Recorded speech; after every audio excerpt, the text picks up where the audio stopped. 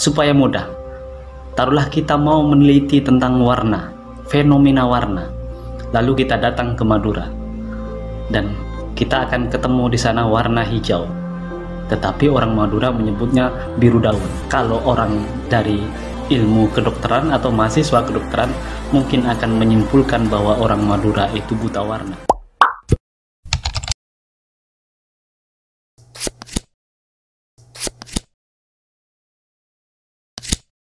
Sebelum bicara lebih jauh tentang fenomenologi sebagai penelitian sosial, saya mau awali bicara tentang fakta, realitas, dan fenomena sosial, supaya kita tidak keliru-keliru memahami dan menggunakannya di dalam kehidupan kita sehari-hari.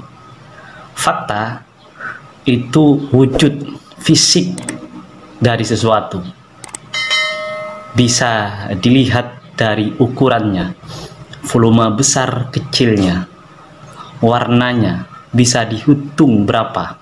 Menyangkut fakta sosial misalnya, tawuran. Apa wujud fisik dari tawuran sebagai fakta sosial? Di situ kita akan temukan 2 atau 3 kelompok yang saling menyerang, saling bertikai. Di situ juga akan ditemukan adanya senjata, adanya korban, baik yang luka, berapa orang yang luka, berapa orang yang meninggal, berapa jumlah keseluruhan dari orang-orang yang tawuran atau orang-orang yang saling menyerang itu, siapa pelakunya dan seterusnya. Itu akan kita kenali dengan kita menyaksikan fakta sosial itu. Bagaimana fakta sosial itu menjadi realitas?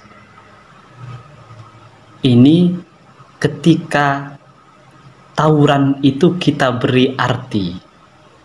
Arti-arti itu ada di dalam setiap kepala orang yang menyaksikan fakta. Makanya realitas itu tidak pernah satu. Dia sebanyak kepala orang yang menyaksikan fakta sosial itu.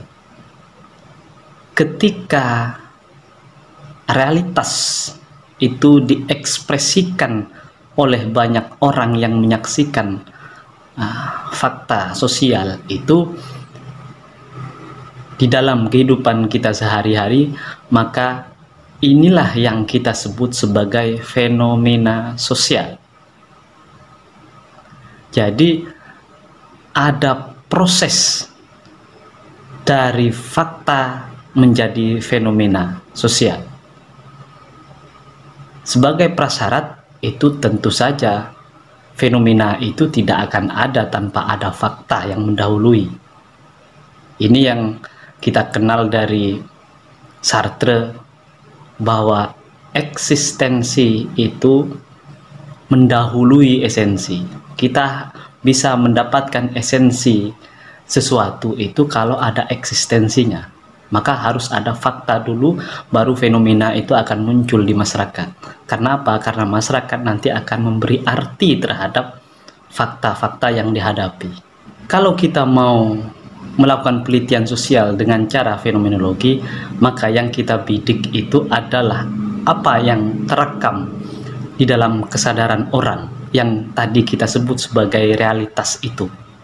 Melalui apa? Melalui ekspresi verbal dan nonverbal dari kehidupan orang-orang setiap harinya.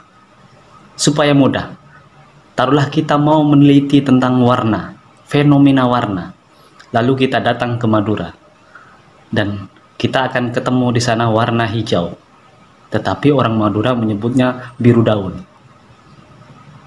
Kalau orang dari ilmu kedokteran atau mahasiswa kedokteran mungkin akan menyimpulkan bahwa orang Madura itu buta warna.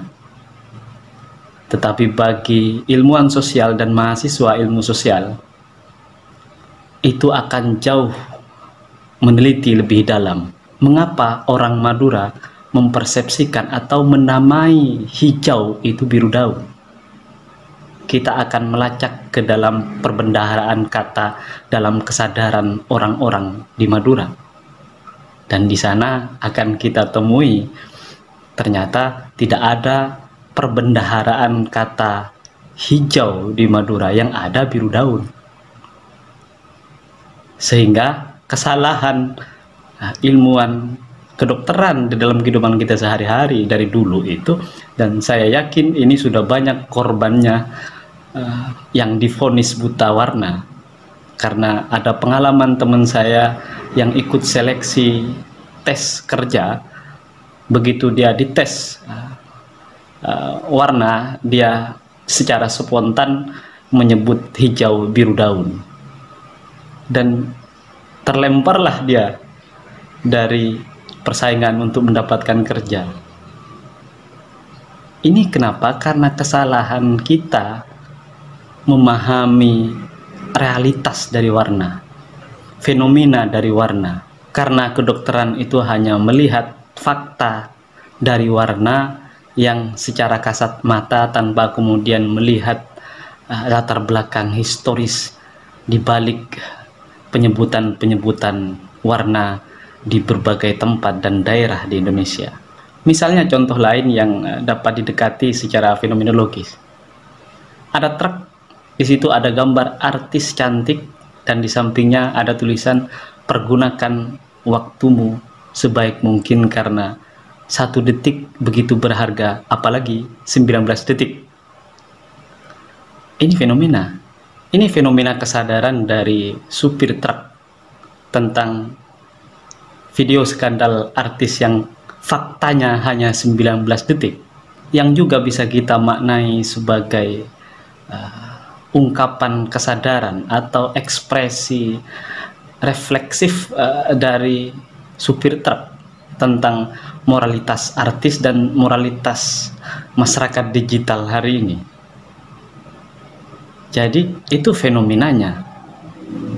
Faktanya 19 detik tadi, yang kemudian menjadi sangat trending di sosial media.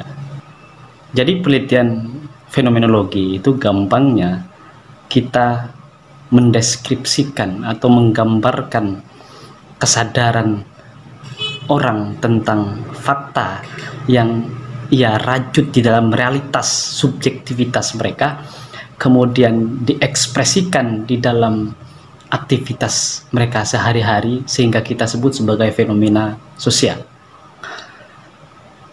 Dan bagaimana kita mengaplikasikan fenomenologi itu dalam penelitian sosial, kita akan ketemu di part kedua khusus tentang penelitian sosial fenomenologi.